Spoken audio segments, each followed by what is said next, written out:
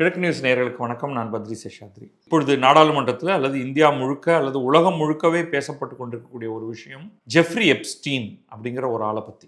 Jeffrey Epstein யார் என்ன அப்படிங்கிறதெல்லாம் பார்ப்போம். பட் பேசிக் பாயிண்ட் அவர் அமெரிக்காவை சேர்ந்தவர், இறந்து போய்விட்டார், தற்கொலை செய்து கொண்டு இறந்து போய்விட்டார். அவர் வைத்திருந்த அல்லது அவரை பற்றிய ஆவணங்கள் அனைத்தையும் அமெரிக்க அரசு கொஞ்சம் கொஞ்சமாக வெளியிட்டது. இப்பொழுது முழுமையாக வெளியிட்டு விட்டோம் என்று பல லட்சக்கணக்கான ஆவணங்களை அவர்கள் வெளியிட்டிருக்கிறார்கள். இது வெறும் ஆவணம் தான். இந்த ஆவணத்தில் இருக்கக்கூடியதெல்லாம் அவருடைய இமெயில், அவருடைய மெசஞ்சர், இந்த மாதிரியான பல்வேறு விஷயங்கள், அவரை பற்றி பிறர் அளித்திருக்கக்கூடிய கம்ப்ளைண்ட், அந்த மாதிரி நிறையா விஷயங்கள். அதை டிஜிட்டலாக வெளியிட்ட காரணத்தினால பலரும் அதை சுரண்டி எடுத்து அதில் யார் யார் பெயரெல்லாம் வருகின்றன அப்படிங்கிறது ஒரு பெரிய விளையாட்டு மாதிரி நடந்துகிட்டு இருக்கு. இதில் ஒரு பின்னணி ஒன்று பார்ப்போம். இவர் யார் அப்படின்னா, இவர் அமெரிக்காவை சேர்ந்தவர் ஜெஃப்ரி எப்ஸ்டீன்கிறவர். 1980களில் ஒரு இன்வெஸ்ட்மெண்ட் பேங்கராகி, அது கூட அவர் என்னவோ பெரிய அளவில் அவர் என்ன பண்ணார் அப்படிங்கிறது தெரியல. அவர் எப்படி ஆரம்ப காலத்தில் பணம் சேர்த்தார் அப்படிங்கிறதே கொஞ்சம் ரகசியமாக இருக்குது. அவர் கொஞ்சம் கொஞ்சமாக பணம் பெற ஆரம்பித்த உடனேயே அவர் ஒரு பெரிய கூட்டத்தை தன்னை நோக்கி கொண்டு வர ஆரம்பித்தார். அது பிற்காலத்தில் தான் தெரிஞ்சது அது என்னன்னு. எஃபெக்டிவ்லி அவர் ஒரு செக்ஸ் ராக்கெட், செக்ஸ் ரிங் ஒன்று வச்சுருந்துருக்கார். பல பெண்களை இந்த கூட்டத்துக்குள் அவர் கொண்டு ப்ரொக்யூர்மெண்ட் அப்படின்னு சொல்லுவோம். நம்ம ரொம்ப ரொம்ப வார்த்தைகளை ரொம்ப கவனமாக பயன்படுத்த வேண்டியிருக்கு. பாலியல் தொழில் அதை கொஞ்சம் ஹை லெவலில் அவர் விளையாடி இருக்காரு. என்ன பண்ணுறதுன்னா எல்லா பலவிதமான பெரிய மனிதர்களுக்கும், அரசியல்வாதிகள், அதிகாரிகள், அறிவியலாளர்கள், பங்குச்சந்தையில் பணம் செய்யக்கூடியவர்கள், தொழிலதிபர்கள், இப்படி பல ஆண்களுக்கும் இந்த பெண் விஷயத்தில் ஒரு சபலம் உலகெங்கிலும் இருந்து கொண்டிருக்கிறது. அதை ஜெஃப்ரி எப்ஸ்டீன் மிக மிக மிக சாமர்த்தியமாக பயன்படுத்தி கொண்டிருக்கிறார். இதை பற்றிய தகவல்கள் ஆரம்பத்தில் அவ்வளவு வெளிப்படையாக வெளியில் வரல. பட் இவர் என்ன பண்ணியிருக்காரு, 2 காரியம். இது நீங்கள் அமெரிக்காங்கிறத ஞாபகம் வச்சுக்கோங்க. தார்மீக மதிப்பீடுகளை ஓரளவுக்கு தள்ளி வைங்க. ஃபேக்ட் என்னங்கிறதுக்குள்ளே போயிடுவோம் நம்ம. இவர் இந்த குரூமிங்னு சொல்லுவாங்க. பெண்களை ஆண்களை மகிழ்ச்சிப்படுத்துவதற்காக அவர்களை தயாரித்தல் வைத்துக்கொண்டு அவரை பார்க்க வர்றவங்க, ஜெஃப்ரி எப்ஸ்டீனை பார்க்க வரவங்களுக்கு அவர் ஒரு தனியான ஒரு தீவையே அவர் விலைக்கு வாங்கி வைத்திருந்தார். அதை தவிர அவருக்கு பெரிய பெரிய வீடுகள் பல இடங்களில். அங்கே பார்ட்டி, அந்த பார்ட்டியில் இவருடைய நண்பர்கள் வருவாங்க. அந்த ஆண் நண்பர்களை குஷிப்படுத்துவதற்கு இந்த பெண்களை அவர் பயன்படுத்தி வந்தார். ஸோ ஆஸ் சச் இதில் ஒரு பிரச்சனை இருக்கான்னா இதுவே இல்லீகல் தான். பல பல செக்மெண்ட்டில் இது இல்லீகல். ஆனால் அதை விட மிகப்பெரிய இல்லீகல் ஒர்க்கை அவர் பண்ணியிருக்காரு. அது என்னன்னா, 18 வயது நிரம்பாத பெண்கள், மைனர் பெண்கள், இந்த பெண்களை இந்த பாலியல் பிரச்சனைக்குள்ளே அவர் உள்ளே கொண்டு வந்திருக்காரு. அது மிகப்பெரிய குற்றம். அமெரிக்காவில் அது ஸ்டாச்சுட்டரி ரேப் அப்படின்னு சொல்லுவாங்க. அது வித் கன்சென்ட், வித்தவுட் கன்சென்ட்டுங்கிறதெல்லாம் கவலையே கிடையாது. ஒரு 18 வயது நிரம்பாத ஒரு பெண்ணை எந்த ஒரு ஆண் பாலியல் ரீதியாக அவரோடு உறவு கொண்டாலும் அது ரேப்புக்கு சமம். அதை உடனடியாக அவர் அந்த புகார் வந்தால், இல்லைங்க அந்த பொண்ணை ஏற்றுக்குச்சு, அது சொல்லித்தான் நான் அதை பண்ணேன் அப்படின்லாம் நீங்கள் சொல்லவே முடியாது. There is no defence. உங்கள் மீது குற்றம் சாட்டி உங்களுக்கு கடுமையான தண்டனையை வாங்கி தரலாம். இவர் அதில் என்ன பண்ணுறாருன்னா, அந்த மாதிரியான பல பல எக்ஸாம்பிள்ஸில் ஈவன் 10-12 வயது அப்படிங்கிற மாதிரிலாம் வருது. ரொம்ப இந்த தகவல்கள் வர வர வர நமக்கு பயங்கர திகிலாக இருக்குது. இவர் இந்த மாதிரியான பெண்களையும் பயன்படுத்தி பீடோஃபைல்ஸ் அப்படின்னு சொல்கிறோம். இந்த ஒரு பெரும் கூட்டம் இது எல்லாத்துலேயும் ஈடுபட்டிருக்கு. இது ஒரு பக்கம். இன்னொரு பக்கம் இன்ஃப்ளூயன்ஷியல் ஆட்கள் அதுக்குள்ளே வராங்க. இப்போ யாரெல்லாம் இவருடைய நண்பர்கள் அப்படின்னா, பில் கிளின்டன், அமெரிக்காவுடைய குடியரசுத் தலைவராக 2 முறை இருந்தவர். பில் கிளின்டனுடைய மனைவி ஹில்லரி கிளின்டன், இவங்கெல்லாம் இங்கே இந்த பார்ட்டிக்கு போயிட்டு இருக்காங்க. பில் கேட்ஸ், மைக்ரோசாஃப்டுடைய பில் கேட்ஸ், மைக்ரோசாஃப்டை உருவாக்கி அதை பல காலங்கள் அதை நடத்தி கொண்டிருந்த பில் கேட்ஸ். இலான் மஸ்க், அவருடைய பெயர் வருது, ஆனால் அந்த பெயர் அவர் எப்படி அதில் ஈடுபட்டிருக்கார் அப்படிங்கிறதுலாம் தெரியல. பல பல கட்சி தலைவர்கள், ட்ரம்ப், டொனால்ட் ட்ரம்ப், இப்பொழுது அமெரிக்காவுடைய அதிபராக இருக்கக்கூடிய டொனால்ட் ட்ரம்ப்பும் ஜெஃப்ரி எப்ஸ்டீனும் ரொம்ப நெருங்கிய தோழமை கொண்டிருந்திருக்கிறார்கள். என்னென்னலாம் பண்ணாங்க அப்படிங்கிறது நமக்கு தெரியாது, அதை தனியாக வைத்துக்கொள்வோம். ஸோ இதுதான் ஒரு ஒரு பேக்ரவுண்டு. இப்போ இன்னொன்று என்ன பண்ணுறாருன்னா, இவர் ஒரு பக்கம் இந்த பாலியல் விளையாட்டுகளில் ஈடுபட்டு இருக்காரு. தானும் தன்னுடைய நண்பர்களுக்கும் அப்படின்னு வைத்துக்கொள்வோம். ரெண்டாவது இன்வெஸ்ட்மெண்ட். இதெல்லாம் நடந்துகிட்டு இருக்கும் பொழுது அவர் வந்து இதில் முதலீடு செய்யலாமா, அதில் முதலீடு செய்யலாமா அப்படின்னு முதலீடு தொடர்பான அறிவுரைகள், பேச்சுவார்த்தைகள் அதெல்லாம் ஒரு பக்கமாக ஓடிட்டு இருக்கு. மூணாவது லாபியிங். லாபியிங்னா அமெரிக்காவில் என்ன பண்ணுறாங்கன்னா, இப்போ வந்து நீங்கள் அமெரிக்க அரசோடு பேசி உங்களுக்கு சாதகமாக ஏதாவது செய்ய வேண்டும் என்றால் அதுக்கு பேர் தான் லாபியிங் அப்படின்னு பேர். எந்த அரசோடும் இந்த லாபியிங்கிறது செய்யலாம். இந்தியாவிலலாம் லாபியிங் இஸ் நாட் அலவுட். இது நீங்கள் செய்ய முடியாது. ஆனால் அமெரிக்காவில் நீங்கள் ஒரு ரெஜிஸ்டர்டு லாபியிஸ்டாகவே இருக்கலாம். நீங்கள் வந்து ஒரு போர்டே மாட்டிக்கலாம். அமெரிக்க அரசுடன் உங்களுக்கு ஏதாவது தேவை இருக்கிறதா, எங்களை அணுகுங்கள், எங்களுடைய ஃபீஸ் இவ்வளவு, உங்களுக்கு என்ன தேவை என்று சொல்லுங்கள், அது செய்து கொடுக்க முடியுமா என்று நாங்கள் பார்க்கிறோம் அப்படின்னு. நீங்கள் சட்டப்பூர்வமாகவே நாட்டுக்கு லாபியிஸ்டாக இருக்கலாம். நீங்கள் ரெஜிஸ்டர் பண்ணிக்கணும், அவ்வளோதான். You have to be a registered lobbyist. இது ஞாபகத்தில் வச்சுக்கோங்க. அந்த லாபிங் ஒர்க்கை பண்ணுறாரு. ரெஜிஸ்டர்டாவா, அன்ரெஜிஸ்டர்டாவா, பிலோ த ரேடாரா, எப்படி பண்ணுறாருன்னு தெரியல. இப்படியெல்லாம் பண்ணால் நிச்சயமாக அதில் வந்து அவர் ஏதோ ஒரு விதத்தில் அதுலேயும் பணம் சம்பாதித்து கொண்டிருக்கிறார். இப்போ தலைவர் என்ன பண்ணுறாரு, லாபிங் பண்ணுறாரு, இன்வெஸ்ட்மெண்ட் பண்ணுறாரு, ஒரு சொஃபிஸ்டிகேட்டட் பாலியல் தொழிலும் பண்ணிட்டு இருக்காரு. அதில் இல்லீகாலிட்டி நிறையா வருது. இதுதான் பிரச்சனை. இப்போ இது என்ன, அது வந்து சுமார் 2007-08 இவர் மீது ஒரு குற்றச்சாட்டு வருகிறது. இதில் இன்னும் 4வதாக என்ன பண்ணியிருக்காருன்னா, பல பெண்கள் வந்து இவர் எங்களை மிரட்டுறாரு, நான் வந்து எங்களை வைத்துக்கொண்டு எங்கள் மீது பாலியல் அட்டாக்லாம் பண்ணியிருக்காரு, இவரும் அல்லது இவருடைய நண்பர்களோ, நாங்கள் இந்த இடத்த விட்டு தப்பிச்சு போனால் நீ வந்து எதையாவது வெளியில் சொன்னால் உன்னை தீர்த்து கட்டிடுவேன் அப்படின்னு சொல்கிறாரு அப்படின்லாம் வந்து குற்றச்சாட்டுகளை கொடுத்திருக்கிறார்கள். ஸோ மிரட்டல், கொலை செய்து விடுவேன் என்று மிரட்டல் அப்படிங்கிறது இவருடைய தொழிலில் ஒன்றா சேர்த்துக்கலாம். இப்போ 2007-2008 இவரை வந்து லோக்கல் போலீஸ் ஃப்ளோரிடாவில் பாம் பீச் அப்படிங்கிற இடத்துல ஒரு கம்ப்ளைண்ட் ஒன்று வந்ததை வைத்து இவரை பிடிச்சிட்டாங்க. பிடித்தா அது என்னன்னா வந்து ஒரு 14 வயதான பெண்ணை பாலியல் ரீதியாக இவர் வந்து பயன்படுத்தி இருக்கிறார். அந்த பொண்ணு போய் கம்ப்ளைண்ட் கொடுத்துருச்சு. அப்போ இவங்க வந்து இவரை பிடிச்சிட்டாங்க.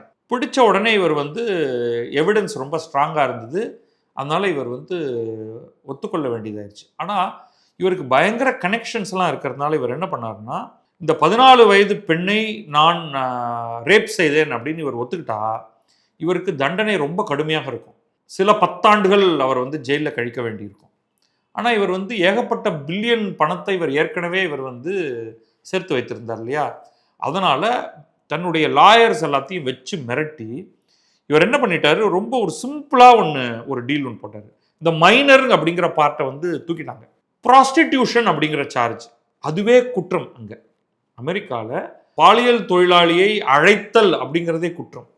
ஸோ சொலிசிட்டேஷன் ஆஃப் ப்ராஸ்டிடியூஷன் அப்படின்னு தனியாகவும், ஒரு மைனர் பெண்ணை ஆசை காட்டி அழைத்தல் வெறும் 1-1.5 வருஷ தண்டனையோட முடிஞ்சு ஒரு ப்ளீ டீல், ஒரு அக்ரிமெண்ட் போட்டு, அதுலேயும் எப்படி இவர் ஜெயிலில் இருப்பார். ஆனால் மண்டே த்ரூ ஃப்ரைடே லீவ் அந்த ஜெயிலிருந்து வந்து அலுவலகத்தில் வந்து வேலை செய்துட்டு அவர் ஜெயிலுக்கு போகலாம். இது வீக்கெண்டு ஜெயில். ஸோ மனுஷன் வந்து தன்னுடைய திறமை எல்லாத்தையும் காமிச்சு விளையாடிட்டு இதுலேருந்து அவர் வந்து ஒரு மாதிரி தப்பிச்சிட்டார். இது 2007-2008. இதற்கு பிறகும் கூட வெளியில் வந்து இவருடைய அத்தனை நண்பர்களும், இதெல்லாம் என்ன நண்பர்களோ தெரியல, நம்ம சொல்கிறது பில் கிளின்டன், பில் கேட்ஸ் போன்ற நண்பர்கள் எல்லாம் இவரோடு தொடர்ந்து உறவில் இருந்தார்கள். பார்ட்டி பண்ணாங்க, ட்ரக்ஸ் பண்ணாங்க, பெண்களை வைத்துக்கொண்டு எல்லா காரியங்களையும் செய்தார்கள். அதுக்கு வந்து கிளியர் எவிடன்ஸ் இருக்கு. இதில் எந்த காலம் வரைக்கும் ட்ரம்ப் இவங்களோட சேர்ந்து இருந்தார், எப்போ ட்ரம்ப் இதுலேருந்து வெளியே வந்தார் அப்படிங்கிறது தெரியாது. தொடர்ந்து இவர் மேலே குற்றச்சாட்டுகள் வந்துக்கிட்டே இருக்கு. இப்போ இறுதியாக என்னாச்சுன்னா, எக்கச்சக்கமான தகவல்கள் வந்ததுக்கு பிறகு 2019 இவர் மீது ஃபெடரல் கவர்மெண்ட், இப்போ முன்னாடி நடந்தது வந்து ஃப்ளோரிடா ஸ்டேட் கவர்மெண்ட், அதுக்குள்ளே இருக்கிற ஒரு கவுண்டிலேருந்து அவர் மீது கேஸ் வருது, பாம் பீச் அப்படிங்கிற இடத்துலேருந்து. இப்போ ஃபெடரல் கவர்மெண்ட்டே இது வந்து மல்டிபிள் ஸ்டேட்ஸ்லையும் அதில் மிரட்டல் போன்ற ஒரு சில குற்றச்சாட்டுகளும் இருக்கிறதுனால ஃபெடரல் கவர்மெண்ட்டு ஜூலை மாதம் இவரை அரெஸ்ட் பண்ணுறாங்க. இது ஒரு பெரிய நியூஸ் ஆச்சு. ஜூலை 2019 இவரை அரெஸ்ட் பண்ணுறாங்க. ஆகஸ்ட் மாதம் ஜெயிலுக்குள்ள தூக்கு மாட்டி தற்கொலை பண்ணி செத்து போகிறார், ஹை செக்யூரிட்டி பிரிசனில். ஸோ அப்பயே உடனே இதில் வந்து மர்மம் இருக்குது, இவருடைய சாவில் மர்மம் இருக்கிறது அப்படின்னு பேச்சு வர ஆரம்பிச்சது. 2020 தேர்தல் போது இதை பற்றியெல்லாம் டொனால்ட் ட்ரம்ப் பேச ஆரம்பித்தார். அந்த அடுத்த தேர்தல் நடக்கும் பொழுதெல்லாம், அந்த தேர்தலில் அவர் ஏற்கனவே அவர் அப்போ பதவியில் இருந்தார். அதுக்கு பிறகு தேர்தலில் இவர் தோற்று போனார். 2020 தேர்தலில் அவர் தோற்று போய் ஜோ பைடன் ஆட்சிக்கு வந்தார். அப்பேலேருந்தே அதுக்கு பிறகு இது ரொம்ப பெரிய பேசு பொருளாக ஆரம்பிச்சு. இவர் எப்படி இறந்தார், இவரை கொலை செய்து விட்டார்கள், இவரை யார் கொலை செய்திருக்கலாம், இவர்கிட்ட என்னென்ன ரகசியங்கள் இருக்கு, இவர் மட்டும்தான் குற்றவாளியா, இவருடன் சேர்ந்து எந்தெந்த பெரிய மனிதர்கள் எல்லாம் இந்த பீடோஃபைல்ஸ் யார் யாரெல்லாம் மைனர் குழந்தைகளை சிறுமிகளுடன் பாலுறவு வைத்திருந்தார்கள், அவர்களுக்கு என்ன தண்டனை அப்படிங்கிறது ரொம்ப பெரிய விஷயமாச்சு. இப்போ தேர்தல் பிரச்சாரம் நடக்குது. இதில் ட்ரம்ப் என்ன சொல்றாருன்னா, நான் ஆட்சிக்கு வந்தால், இப்போ திருப்பி 2024 தேர்தல் நடந்து நான் ஆட்சிக்கு வந்தால், நான் வேலையா இது சம்பந்தமான ஆவணங்கள் எல்லாம் சேர்ந்திருக்கும் இல்லையா, அந்த ஆவணங்கள் அனைத்தையும் நான் வெளியிடுவேன் அப்படின்னு சொன்னார். ஜெயிச்சார். தேர்தலில் ஜெயித்து ஆட்சிக்கு வந்த உடனே அவர் ஆவணங்களை வெளியிடவே இல்லை. 2025 முழுக்க அந்த ஆவணங்கள் வெளியிடலை. ஆனால் அதுக்கான அந்த கிளாமரிங் ஃபார் தட் அவருடைய கட்சிக்காரர்களே கடுப்பாயிட்டாங்க. ஐயோ, நீ தானே சொன்ன, நீ தானே ஆவணங்களை வெளியிடுவேன்னு சொன்ன, நாங்களும் போகிற இடங்கள்லாம் அதை பற்றி பேசிக்கிட்டு இருந்தோம், இப்போ நீ ஆவணத்தை வெளியிடலைன்னா என்ன பண்ணுறதுன்னு இறுதியில் காங்கிரஸ் அவர்களுடைய ஹவுஸ் ஆஃப் ரெப்ரசன்டேட்டிவ்ஸ் எனக்கூடிய அவை அவர்கள் ஒரு சட்டம் இயற்றினார்கள். ரெண்டு சைடும் டெமோக்ராட்ஸ் ரிப்பப்ளிகன்ஸ் கொஞ்சம் பேர் பிச்சுக்கிட்டு போய் அதோடு சேர்ந்து எப்ஸ்டீன் ஆவணங்களை உடனடியாக வெளியிட வேண்டும் அப்படின்னு. இப்போ திடீர்னு ட்ரம்ப் திருப்பி மாறிட்டார். ஃபர்ஸ்ட் என்ன பண்ணாரு, அந்த ஆவணத்தில் ஒன்றுமே இல்லை, அந்த ஆவணம் எல்லாம் புருடா, அந்த ஆவணம் எல்லாம் வேஸ்ட்டு, அதெல்லாம் எதுக்கு நம்ம வெளியிடணும் அப்படின்னு அவர் சொல்லிட்டு இருந்தார். எது முதல்ல வெளியிடணும்னாரு, அப்புறமா அப்படியே ஓல்ட் ஃபேஸ், இல்லை அதெல்லாம் வெளியிட வேண்டாம்னாரு. அப்புறம் திருப்பி இந்த ஹவுஸ் ஆஃப் ரெப்ரசன்டேட்டிவ் சொன்ன உடனே சொல்லிட்டாரு, நீங்கள் எனக்கு சட்டத்தை கொடுங்க, நான் உடனே கையெழுத்து போடுறேன், உடனே ஆவணத்தை வெளியிட்டுருவோம் அப்படின்ட்டு. ஸோ கையெழுத்தும் போட்டு ஒரே மாதத்துக்குள்ளாக அனைத்து ஆவணங்களையும் வெளியிட வேண்டும் அப்படின்னு ஜஸ்டிஸ் டிபார்ட்மெண்ட்டுக்கு சொன்னார். ஜஸ்டிஸ் டிபார்ட்மெண்ட்டுங்கிறது அவங்களுடைய நீதித்துறை. அவங்க என்ன சொன்னாங்கன்னா, இதெல்லாம் நாங்கள் அவ்வளோ ஈஸியில் வெளியிட முடியாதுங்க, இதில் ரிடாக்ஷன் சொல்லுவோம். ஒரு டாக்குமெண்ட்டில் சில இடங்களை கருப்பு மசியால் நாங்கள் அழிக்க வேண்டும், அதுக்கு பிறகுதான் பப்ளிக்காக போட முடியும். ஏன்னா அதில் முக்கியமாக நாங்கள் யாரை பாதுகாக்கணும்னு நினைக்கிறோம்னா, விக்டிம்ஸோட பேரெல்லாம் வருது. பல பெண்கள், பல பல பல பல பெண்கள் இதில் சீரழிக்கப்பட்டிருக்கிறார்கள். அவர்களுடைய பெயர்கள் வெளியே தெரியக்கூடாதுங்கிறதுனால நாங்கள் ஒவ்வொரு டாக்குமெண்ட்டாக பார்த்து கருப்பு மசி போட்டு அழித்து அதுக்கு பிறகு தான் நாங்கள் ஒவ்வொரு ஆவணமாக வெளியிடணும் அப்படின்னு சொல்லி, அப்புறம் முதல்ல அண்டர் ப்ரெஷர் ஃபஸ்ட்டு கொஞ்சம் ஆவணங்களை வெளியிட்டாங்க. இப்போ இறுதியாக பல 10 லட்சங்கள் பெருமானம் உள்ள ஆவணங்களை வெளியிட்டுட்டாங்க. இப்போ இது என்ன ஆயிடுச்சுன்னா, ஒரு குடிசை தொழில் மாதிரி இந்த ஆவணத்தை தோண்டி தோண்டி தோண்டி இந்த ஆவணங்களிலிருந்து நமக்கு பிடிக்காதவன் யாராவது இருப்பான் இல்லையா, அவன் பேரை போட்டு சர்ச் பண்ணி பார்த்து அதில் யார் பேர் வருது, அவன் என்ன மாதிரி மாட்டியிருக்கான், இவங்க எல்லாரும் இந்த சலேஷியஸ்மோ. இப்போ நமக்கு யாராவது ஒருத்தரை பிடிக்கலன்னு வச்சிங்களேன், இப்போ நரேந்திர மோடி அப்படின்னு வச்சுக்கோம். ஏன்னா இப்போ நீங்கள் இந்தியாவில் பலருக்கு நரேந்திர மோடியை பிடிக்கல. இந்த ஆவணத்தில் எங்கேயாவது ஒரு இடத்துல ஜெஃப்ரி எப்ஸ்டீன், நரேந்திர மோடி எங்கள் ஊருக்கு வாங்க, நான் உங்களுக்கு நல்லா ஜல்சா பண்ணுறதுக்கு 4 பொண்ணுங்களை வச்சுருக்கேன் அப்படின்னு அதில் எழுதியிருப்பாரோ அப்படின்னு தேடுறாங்க. அப்படி அவங்களுக்கு ஒன்றும் கிடைக்கல. இந்தியாவிலிருந்து ஒரு 2-3 பேர் வந்திருக்கு, அதை பற்றி தான் நம்ம பேச போகிறோம். நரேந்திர மோடியுடைய பேர் வருகிறது, ஹர்தீப் சிங் புரி அப்படிங்கிற ஒரு அமைச்சருடைய பேர் வருகிறது, அனில் அம்பானியுடைய பேர் வருகிறது, இன்னும் பல பேர்கள் இருக்கலாம். ரொம்ப அதிகம் அறியப்பட்ட பேர் அப்படின்னு பார்த்தா இந்த 3 பேர் தான். இப்போ இந்த 3 பேர்களை வைத்துக்கொண்டு இந்த ஒரு கட்டுரையை அல் ஜசீரா இணையதளம் எழுதியிருக்கிறது. கட்டுரை உண்மையிலேயே அந்த செலக்டிவ் டேட்டா ரொம்ப இன்ட்ரெஸ்டிங்காக இருக்குது. அதோடைய பின்னணி மட்டும் நான் கொடுத்துட்றேன் என்னென்ன இருக்குன்ட்டு. இப்போ இந்த ஆள் செக்ஸ் அஃபெண்டர் அப்படிங்கிறதெல்லாம் ஒரு பக்கம் இருக்கட்டும், முதல் முறையாக Trump president of United States of அமெரிக்காவை ஆறார். 17 to 20 ஜனவரி 2017 டிசம்பர் 2020 வரைக்கும், ஜனவரி 2021 2024 வரை ஜோ பைடன், ஜனவரி 2025 ட்ரம்ப் மீண்டும் அவருடைய 2வது டேர்ம் நடக்கார். அப்போ 2017 ட்ரம்ப் ஆட்சிக்கு வரும்பொழுது இந்தியாவில் ஏற்கனவே 2014 தேர்தலின் போது நரேந்திர மோடி பிரதமர் ஆகிவிடுகிறார்.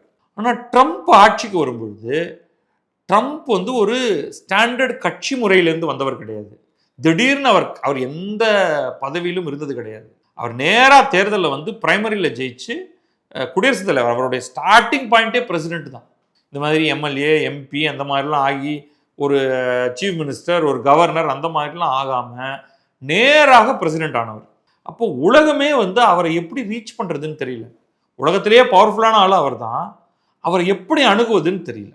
அப்போ என்ன நடந்திருக்குன்னா, இந்த தகவல்களை படிக்கும் பொழுது அப்பொழுது இந்தியாவில் அனில் அம்பானி ஓரளவுக்கு ஒரு வலுவான இடத்துல இருந்தார். இப்போ இருக்கிற மாதிரி இல்லை. இன்னைக்கு வந்து அவர் பேங்க்ரப்ட் ஆகி அவருடைய எல்லா சொத்துக்களும் பறி போய் அரசு அவர் மீது வழக்குகளை நடத்தி கொண்டிருக்கிறது. இதே நரேந்திர மோடி அரசு. அது ஞாபகத்தில் வச்சுக்கோங்க. ஆனால் அந்த நேரத்தில் அனில் அம்பானி யாரோ ஒருவருடைய துணை கொண்டு இங்கே நரேந்திர மோடி பெயர் வர இடம் எல்லாமே தேர்ட் பர்சனில் வருது. நரேந்திர மோடி எந்த கடிதத்தையும் ஜெஃப்ரி எப்ஸ்டீனுக்கு எழுதவில்லை. ஜெஃப்ரி எப்ஸ்டீன் எந்த கடிதத்தையும் நரேந்திர மோடிக்கு எழுதவில்லை.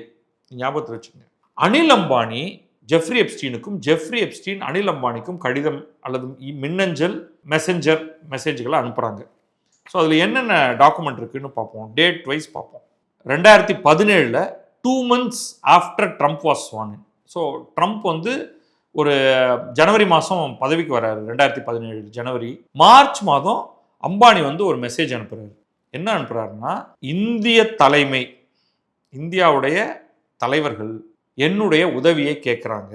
எதுக்கு? ட்ரம்ப்போட இன்னர் சர்க்கிளோட கனெக்ஷனுக்கு. அவ்வளோதான். எங்களுடைய நாட்டுடைய தலைவர்கள், ஆட்சியில் இருப்பவர்கள் ட்ரம்ப்புடைய டீமோட தொடர்பு கொள்ளணும் அப்படின்னு என்கிட்ட கேட்குறாங்க. உனக்கு யாரையாவது தெரியுமா ட்ரம்ப்பை போய் ரீச் பண்ணுறதுக்குன்னு? அப்போ ட்ரம்ப் பற்றின சில புத்தகங்களெல்லாம் நான் படிச்சிருக்கேன். இந்த ஃபஸ்ட்டு சில மாதங்களில் ஒரே கன்ஃபியூஷன்.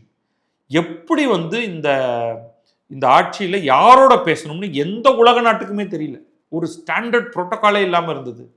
அப்போ எல்லாருமே வந்து ட்ரம்ப்பை எப்படியாவது ரீச் பண்ணணும், அவருக்கு ஒரு வாழ்த்து சொல்லணும், அவரோட ஏதாவது ஒரு அக்ரிமெண்ட் போட்டுக்கணும்னு எதிர்பார்க்கறது நியாயம்தான்.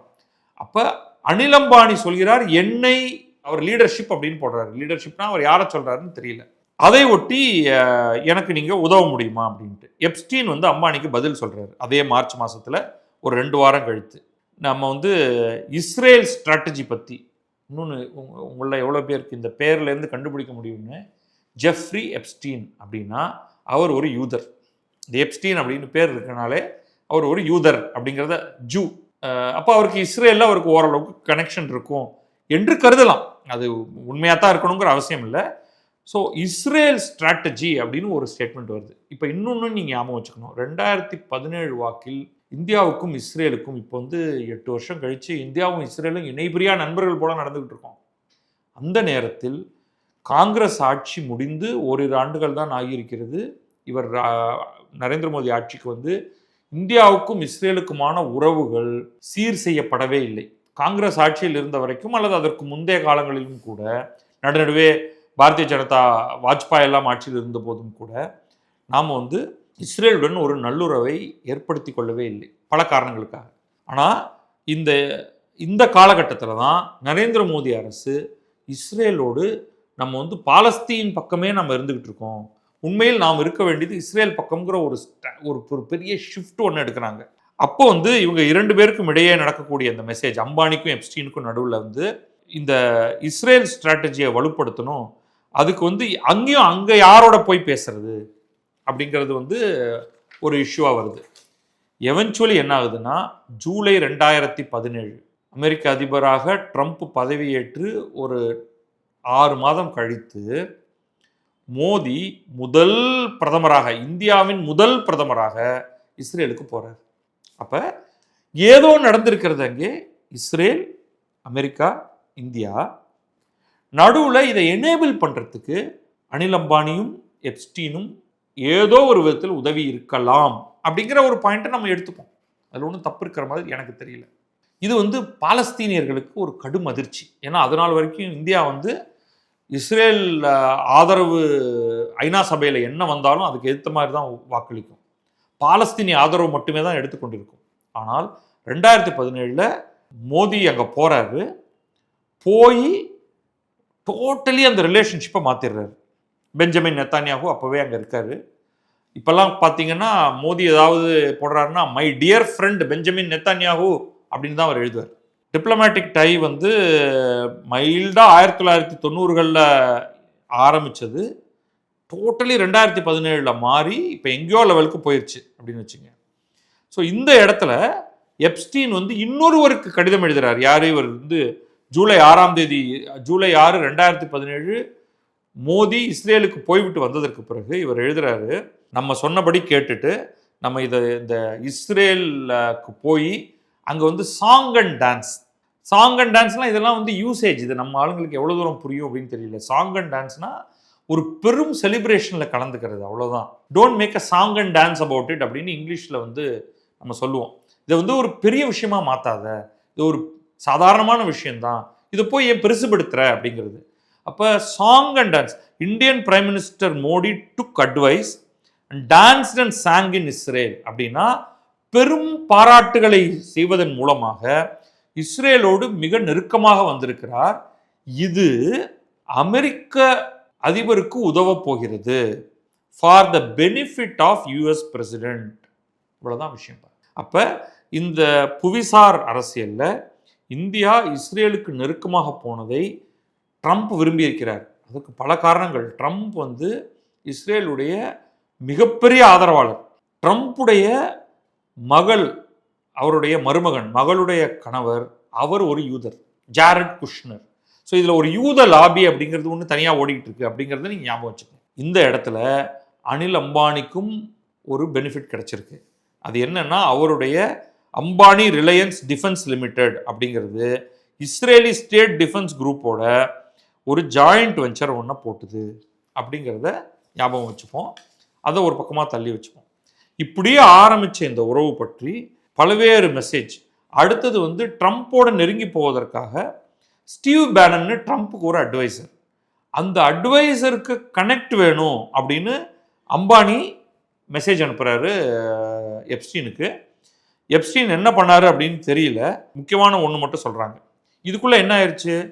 2வது எலெக்ஷன் வந்துருச்சு. 2014 முதல் முறையாக தேர்ந்தெடுக்கப்பட்ட நரேந்திர மோடி 2019 மேலே மிகப்பெரிய வெற்றியை பெற்றார். 300க்கு மேற்பட்ட இடங்கள் அவருடைய கட்சி கிடைச்சிது, அவர் பாரதிய ஜனதாவுக்கு. அப்போ எப்ஸ்டீன் வந்து ஸ்டீவ் பேனன் யார் அப்படின்னா, அவர் ட்ரம்ப்புடைய ஒரு ஸ்ட்ராட்டஜிஸ்ட் மாதிரி. முதல்ல இப்பெல்லாம் வந்து தள்ளி வைக்கப்பட்டிருக்கிறார் அவர். அதில் வந்து really interesting Modi meeting. He won 2019 parliamentary election with huge mandate. Huge வந்து capital lettersல போடுறாரு. No one in Washington speaks to him. His main enemy is China and their proxy in the region Pakistan. They will host G20 in 22. Totally buys into your vision. India வந்து சீனா இந்தியாவுக்கு எதிரி. சீனாவுடைய proxy Pakistan. வாஷிங்டனில் இருந்து யாரும் மோடியுடன் பேசுவதில்லை. சீனாவை வந்து அமெரிக்கா தள்ளி வைக்கணும்னு பார்க்குது. அமெரிக்காவும் இந்தியாவும் ஒரு சைடில் இருக்கணும், அதற்கு நீங்கள் உதவ வேண்டும் அப்படிங்கிற மாதிரி எப்ஸ்டீனுக்கு தகவல் அனுப்பிச்சிருக்காங்க. எப்ஸ்டீன் ஸ்டீவ் பேனனுக்கு தகவல் அனுப்புறாரு. ஸ்டீவ் பேனன் வழியாக அது ட்ரம்ப்புக்கு போகும்னு பார்க்குறாரு. இது 2019.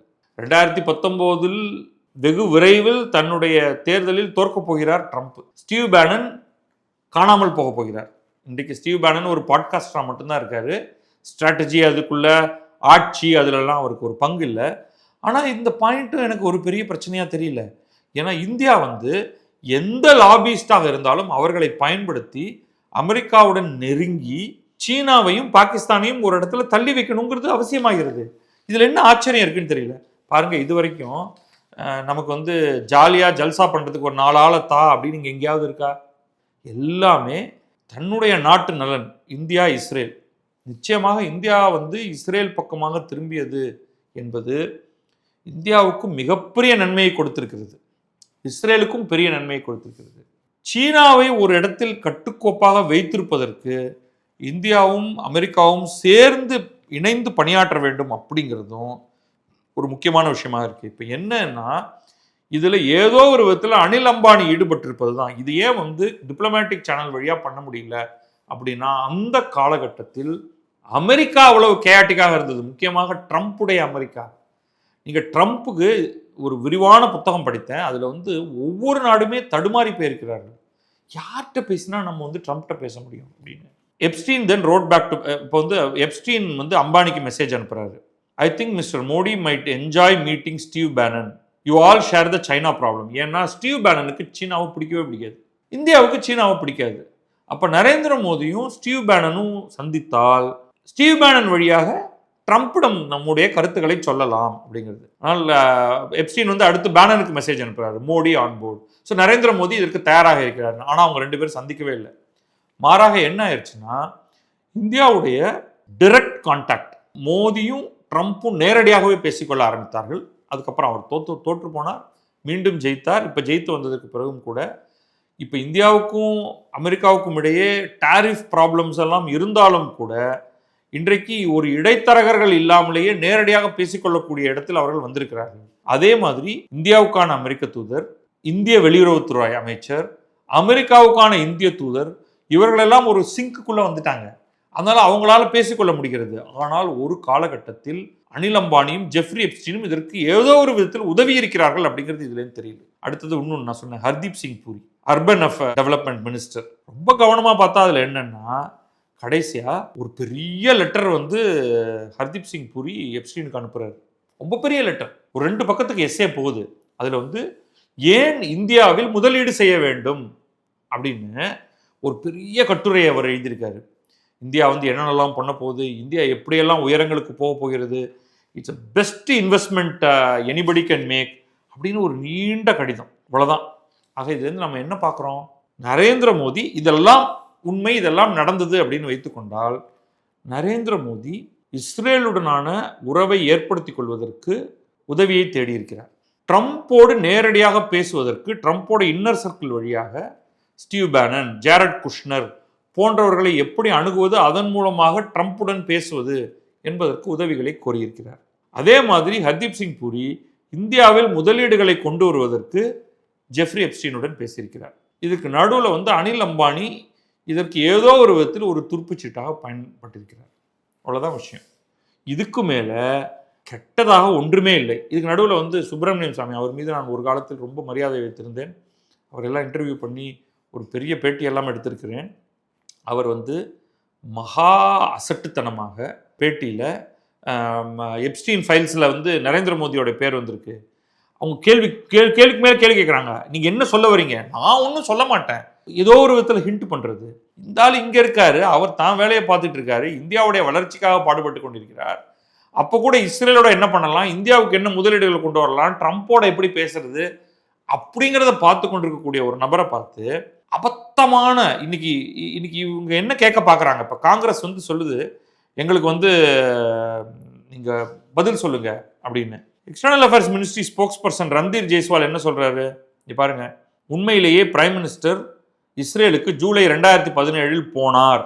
அதை தாண்டி இந்த ஒட்டுமொத்தமான மின்னஞ்சல்களில் சொல்லப்பட்டிருப்பவையெல்லாம் ஒரு கன்விக்டட் கிரிமினல் உடைய உளறல்கள், அதை பற்றி நாங்கள் பேச வேண்டிய அவசியம் இல்லைன்னு. ஒரு ஆள் ஒரே நேரத்தில் ஒரு பீடோஃபைலாக இருக்கலாம், ஒரு லாபிஸ்டாக இருக்கலாம், பல பேரோட கனெக்ட் பண்ணியிருக்கலாம். அந்த கனெக்ஷனை நீங்கள் என்ன சொல்லணும்னா, இதை பற்றி நான் கருத்து சொல்ல மாட்டேன். ஏன்னா வந்து டிப்ளமசிலையும் இராணுவம் போன்ற டிப்ளமசிலையும் நீங்கள் யாரை பயன்படுத்தி யாரை போய் அடைகிறீர்கள் அப்படிங்கிறதுக்கு வந்து நீங்கள் சொல்லணுங்கிற அவசியம் இல்லை. ஏன்னா நமக்கு வந்து இங்கே செயல் தான் முக்கியம். அந்த மாதிரியாக முக்கியமான தலைவர்களை போய் சேருவதற்கு நாங்கள் ஷார்ட்கட்ஸ் சிலதை பயன்படுத்தினோம். இந்த ஸ்டாண்டர்ட் மெத்தடில் அமெரிக்காவுக்கான இந்திய தூதர் அங்கே போய் கதவை தட்டி, அங்கே வந்து செக்ரட்டரி ஆஃப் ஸ்டேட்னு ஒருத்தங்க இருப்பாங்க, அதாவது ஃபாரின் அஃபேர்ஸ் அமைச்சர் அப்படின்னு, அயலுறவு அமைச்சர் ஈக்குவலண்ட் வந்து செக்ரட்டரி ஆஃப் ஸ்டேட், அவரை கண்டுபிடிச்சு, ஐயா நான் தான் வந்து இந்தியா தூதர், நான் வந்து அமெரிக்காவுக்கான இந்திய தூதர், எங்களுடைய தலைவர் எங்களுடைய பிரைம் மினிஸ்டர் வந்து ஒரு விரிவான ஒரு சில கருத்துக்களை சொல்லியிருக்காரு அப்படின்னு நீங்கள் சுற்றி வளைத்து போகிறதுக்கு நாளாகும். அதை விரைவுபடுத்துறதுக்கு நீங்கள் சில காரியங்களை செய்றீங்க. சரி, அவருக்கு ஒரு சில விருப்பங்கள் இருக்குது, எல்லாம் ரைட்டுங்க, இஸ்ரேலோடு நீங்கள் வந்து உங்களுடைய உறவை வலுப்படுத்திக் கொள்வீர்களா, பண்ணிங்கன்னா நம்ம வந்து நமக்குள்ள நிறைய விஷயங்களை செய்து கொள்ளலாம் என்றால், அதனால் இந்தியாவுக்கு நன்மை வரும் என்றால், இந்தியா அதை செய்ததில் தவறு ஒன்றும் இல்லை என்று நான் பார்க்கிறேன். இந்த விஷயத்தை பார்க்கும் பொழுது இந்திய அமைச்சர்கள், இந்திய பிரதமர் இவர்கள் தங்களுடைய நாட்டின் நலனைத்தான் முன்வைத்திருக்கிறார்கள் என்பதை கன்விக்டட் செக்ஸ் அஃபெண்டர் பீடோஃபைலான எப்ஸ்டீனுடைய ஆவணங்களிலிருந்தும் நமக்கு அதுதான் பிக்சர் கிடைக்குது. இவர்கள் வந்து பொறுக்கி அலைபவர்களாக ஒரு பிக்சரும் நமக்கு கிடைக்கல. ஸோ இது வந்து ரொம்ப ரொம்ப முக்கியமானதாக நான் பார்க்குறேன். மற்றபடி இதை பற்றி பேசுவதற்கு, எப்ஸ்டீன் ஃபைல்ஸை பற்றி பேசுவதற்கு நிறைய விஷயங்கள் இருக்குது. எப்ஸ்டீன் ஃபைலில் இந்தியாவின் மானம் எந்த விதத்திலும் போகவில்லை. பட் ஓவரால் நீங்கள் பார்க்கும் பொழுது நரேந்திர மோடியோ ஹர்தீப் சிங் பூரியோ வெட்கப்படுவதற்கு இதில் ஒன்றுமில்லை, பெருமைப்படுவதற்கு தான் இதில் எல்லாம் இருக்கிறது. வெளிப்படையாக யார் வேண்டுமானாலும் இந்த ஆவணங்களை பார்க்கலாம். எல்லாமே தெளிவாக இருக்கிறது. எனவே இதை பற்றி நாம் கவலைப்பட வேண்டிய அவசியமே இல்லை என்று தான் சொல்வேன். இது நாடாளுமன்றத்தில் விவாதப் பொருளாக ஆக்கலாம். எல்லோரும் எழுந்திருந்து இதில் தங்களுடைய கருத்துக்களை சொல்லலாம். இது இராணுவ ரகசியம் அல்ல. அதனால் தைரியமாக பேசட்டும். எப்ஸ்டீன் ஃபைல் முழுக்க எடுத்துக்கொண்டு தேடி பக்கம் பக்கமாக தேடி இதை பற்றி பேசிக்கொள்ளட்டும். பேசினால் என்ன கிடைக்கிறது என்று பார்ப்போம். நன்றி, வணக்கம். நான் பத்ரி சேஷாத்ரி. இது கிழக்கு நியூஸ்.